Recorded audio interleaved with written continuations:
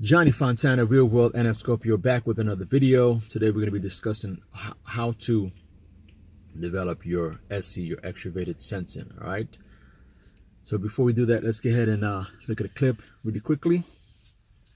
I watch anything people are doing. Like 15 months ago, when girls started wearing jeans with rip-outs in them again, like I watched that. I'm being serious, like, because I'm traveling all the time, like, wait a minute, women are wearing cut jeans like with holes in them again, like they did in '87. This is gonna happen. I'm like, I wonder if dudes are gonna do it. Sure enough, the metrosexuals came out and stepped up and made it real. And so it's great. I mean, the answer is yes, I watch that, just like I watch absolutely everything. The only thing I do is trade people's attention and behavior. That's what I do for a living. The reason I'm right so often is the only thing I spend time consuming is you. That's it. I don't watch shows. I don't watch anything. I don't consume anybody's content. All I do is read your comments on my stuff and other things that I know are popping in culture. So Nicki Minaj hits my radar 2 years ago. I'll go to her account and read every comment. I don't even look at what she's posting. Of course I see it, and of course occasionally, but it's not about that. My religion is the attention and consumption and reaction and process that people go through when they interact with things. All right, so now you have a pretty good understanding of where this is going, right? Extroverted sensing. Okay, what is that? Basically, that's sensing. Okay, doesn't matter where you come from. I know a lot of people like to parse words depending on, their own interpretation of the functions. But at the end of the day, you need to apply your functions according to how you've been exposed to life. Okay, so if you've been exposed a certain way based on your academics, your schooling, your sports, your social activities, your career fields, your parenting, your upbringing growing up, anything, family, okay, your environment, all of that correlates. Okay, so therefore you must use it according to. So therefore, the way that I use my SC is not going to be the same way that someone else uses it because of why? Because of the fact that I've been exposed to other things. I've been exposed to other people who use SC. So therefore, my environment plays a bigger role. Okay. If I am an artist, okay, I'm a performance DJ, okay, as opposed to a choreographer, or I don't perform choreographed art.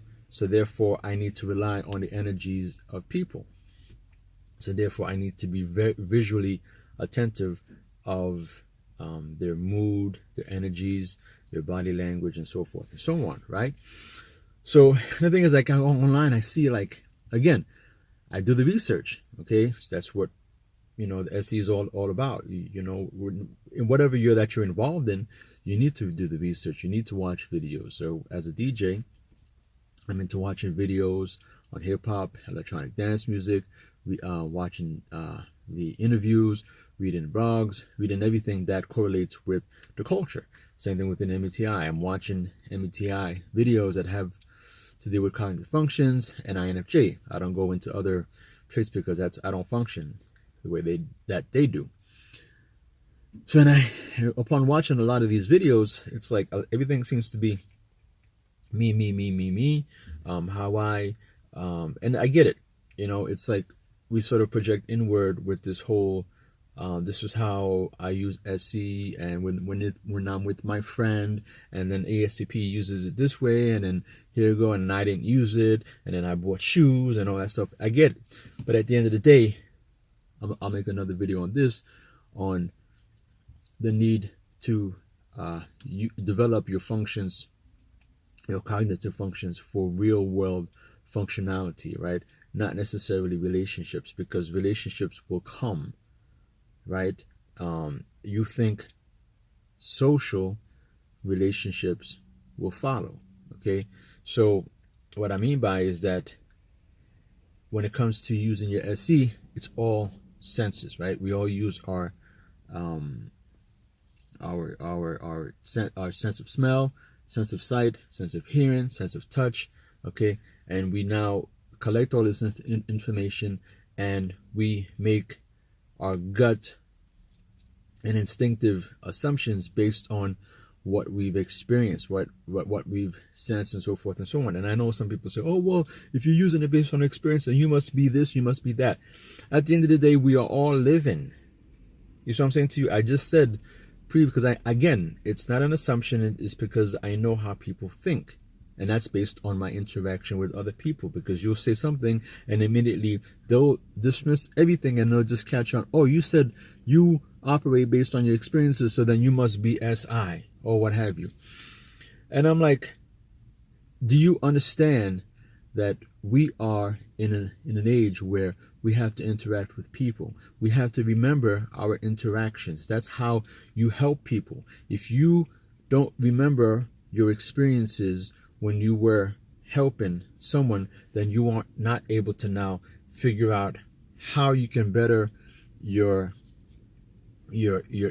processes and how you can now help someone else with that particular issue. Okay, so again, we need to stop with the parsing and because again, that's how a lot of the logic, okay, that's part of that TI, where you start focusing and you get a little too logical and you're not really realizing that people are dynamic. It's not a puzzle. Okay, you've heard me say it, and I'm going to repeat it because I think it makes sense here. A lot of guys, they come into the game thinking that it's going to be something that they can very easily deconstruct and create a formula to deal with. And the truth is far different. It's interesting because I think that's why a lot of people are drawn to the game, because they think, okay, here are these rules that govern social interaction. And if I learn these rules, I learn these theories, I can protect myself. I can just, go down the flow chart and I'll never have to feel bad ever again. I do get a lot of engineers on boot camp, and I'm sure in some small part that's due to the fact that I live in Silicon Valley, San Francisco Bay Area, and there are a lot of engineers here, and that's what attracts them to the game. This idea that it's something they can figure out. It's this puzzle, right? But in reality, game is not some simple arithmetic problem you could just plug quantities into to get a standardized result. An interaction is a living, breathing, dynamic thing where the variables are constantly changing in real time. Let me put it this way. In a given interaction, there are an infinite number of actions and reactions that can unfold, right? Within that infinite range, however, generalizations can be made and patterns can be found. And in order to discover these things, you got to have the largest data set that you possibly can. The larger your data set, the more accurate your observations are going to be. Massive repetition of social interaction is the only way to cultivate a noticeably improved level of social intelligence. You want to have that biggest data set that you possibly can to draw from. And so again, let me say it again.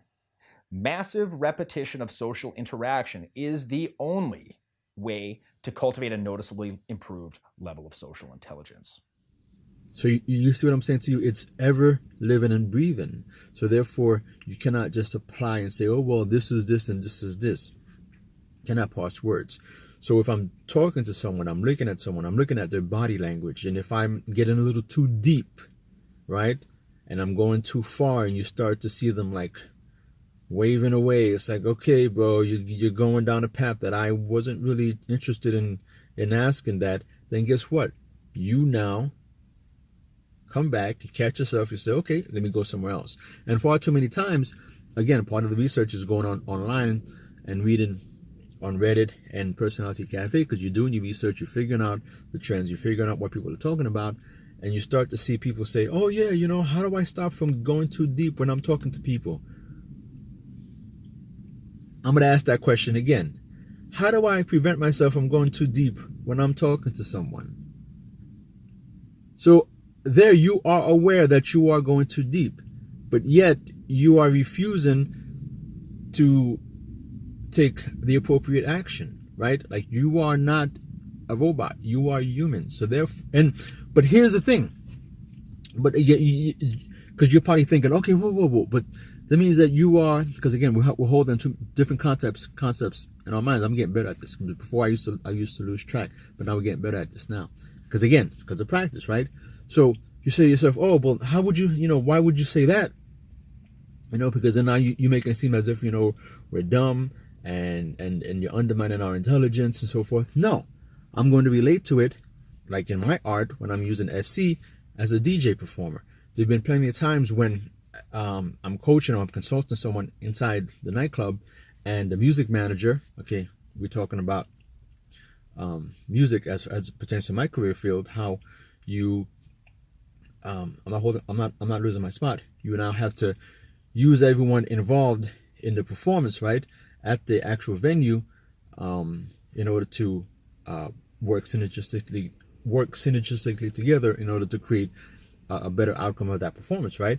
And so I've had the music manager come to me and say, hey, let you know that the DJ is losing the crowd, because this is not what the music that the crowd is accustomed to, right? Because again, how does that music manager know? Because they've been experienced day in and day out. They actually know the crowd. So for me, I'm a consultant, but I'm not going to tell the DJ what to do. I'm just going to let you know, hey, just giving you a heads up, you're losing the crowd. Even the music manager is saying that you're losing the crowd. And a lot of the DJs will just bang, bang, bang, and not even listen. Matter of fact, let's play a clip. Here's my question. How has it changed? How has being a DJ changed from being 19 years ago to today? I mean, you have been through everything. So how does that work for you? I mean, it's come so much farther because of the technology has advanced so much that it's a double-edged sword. Right. It's kind of taken a little away from the actual craft of DJing, and it's given more of anybody could like sit there and sync records, but not anybody could DJ. I don't know if you could understand what that means. Like there's still an art form to programming a room, to getting down and taking people on a musical journey. And I think that's lacking now as the technology has gotten better. And I'm not taking away from anybody who's trying to DJ. A lot of producers are becoming DJs now, where it used to be DJs became producers. So they had that background first of being in the clubs, where some of these guys who are making incredible music have never DJ'd for more than 30 minutes in their life. And now they're being put in front of tens of thousands of people at these festivals with no experience at all. You have to really the attention span is this big right now. And unless these younger kids come in here and learn the craft a little bit more and start getting away from it's not all about this, that it's about this and the peaks and valleys, then, to start to see some of that change and bring it back to the magic. There's a magic there. When you go into a club and you're playing for those people and you take them on an emotional roller coaster and you are able to affect their mood and their way they are by music, that's special. Yeah. It's not all about just big build up, big break, big build up. It's not all about that. You know what I mean? Yep. Absolutely, man. And that's in my world, in my eyes. So you see, so they won't even listen to me, and then they'll just go. So then they'll come back and say, I don't know, how did I lose that crowd? And then I'll ask the question again to you. Well, how do I prevent myself from going too deep? When I'm having a conversation with someone, how did I lose the crowd? It's the same thing. You basically aren't cognitively aware of the fact that you are going to a place that is not resonating with the actual audience. Now, that is different. This is different than choreographed or an art where it doesn't rely on multiple factors, right? So something like DJing, it's very fluid. So which means that you need to gauge the crowd. You need to read the room. So many factors, the time. So certain music you cannot play at certain times in the night. Okay, it's the same thing when you're actually inviting guests over your house. Okay, you're setting the mood. There's certain songs, that you have to play in order to allow people to come in and transition, from wherever they were and into your home before the music starts to ramp out, right? Same thing as a wedding. When you come in, they're playing entree music, they're playing music for the actual reception. When you're having dinner, they play soft music, right? And then we can even go into the advanced mode when you're at lounges or when you're at venues and there's food and beverage. The faster the music that you play will now create a sense of urgency, so people will eat faster in terms of having to turn tables, for profit and so forth and so on. And when things are slow, you slow down the music so that people can actually stay longer and spend more money, right? So these are tricks of the trade that have been researched and so on. But again, all this is sensing, understanding, research, visual, figuring out what people are doing. And unfortunately, when I discuss these things on my DJ channel, people sort of like, because again, most of them are just the logic, technical. Just give me how to DJ, how to mix music, how to scratch, how to do the technical stuff. And when you get involved in the emotional intelligence and understanding, okay, this is what's happening here, this is what's happening here, people tune out. So it goes back to what I was saying. A lot of people don't understand the synergistic workings of all your cognitive functions, right? So that SE is vital in order for you to convert FE, because if you have great SE but you have poor FE, yeah, you can visually observe all of this information, but if you can't convert it to FE and now apply it and make, the people around you feel good and happy, then it's not working, right? So you need to be able to convert everything, right? So it's just a work in progress, I'm actually short on time. I'm going to keep these videos short, but again, developing SE is basically going from the top, right? So it's like wherever you are, you have to understand the mission of the city, right? You look at the city. What are the policies? What are the ordinances that are placed in order to conform, all right, and texturize the environment? Let's say your home, you live in an association. They have terms and regulations. You cannot put up certain flags. You cannot paint your home, without consulting with us first. You cannot do this. You cannot do that. Why? Because they want conformity. They want everything to be the same. Obviously, it's for appraisal purposes. But again, all this is conditioned. So you have to understand, why is this? Why is that? And then from there, you go out wide, and then now you start to zoom it in, based on how people function within these environments. Okay. And then from there, based on social interaction, you can figure out, okay, this is what this person's talking about. This is what's, so you can apply it in any sense of the word. But again, it's all about people. We use SE for people and energies, right? At the end of the day, the energies is for understanding the big picture, and then the smaller picture is when now it allows you to gauge and interact with people on or based on what you've learned from that bigger picture. All right, but again, I must stress that SE is based on your experiences with other people, and you also now need to convert that, into FE, and you need to how you call that again? You need to dump it into your intuition, because your intuition is like your file, right? That you can actually later recall. So like this is how I use it. Okay, my intuition is basically everywhere I go, I start dumping information into it. Okay, so if I'm having an interaction with you, I'm dumping my information, all the experiences into here, and then I can then use the SI, okay, in order to be able to recall this information with you, okay?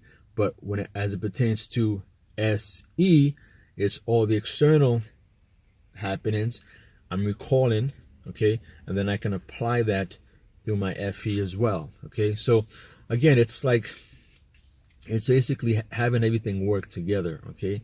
And you have to understand that if you are TI heavy, then you need to apply it in your in whatever field that you're in. If you are in consulting, if you are in law, then you need to apply that in whatever field you are in, okay? But you need to go from the bigger and zooming in. But also, on a final note, keep in mind that it's important that you ensure you are developing it according to who you are and what you've been exposed to. Don't do this thing of like, I need to develop SC because I saw someone doing it and then therefore I want to become like that person. No, because again, everything is synergy. It has to work with your other functions. And remember that if you are a lawyer, how you use the SC is different than someone who's going to be an engineer in some government building, all right, working in some office down the hallway where they don't interact with anyone except, you know, their frame boards, right? So just keep that in mind. Anyway, that's enough of this video. Johnny Fontana, Real World NF Scorpio, we out.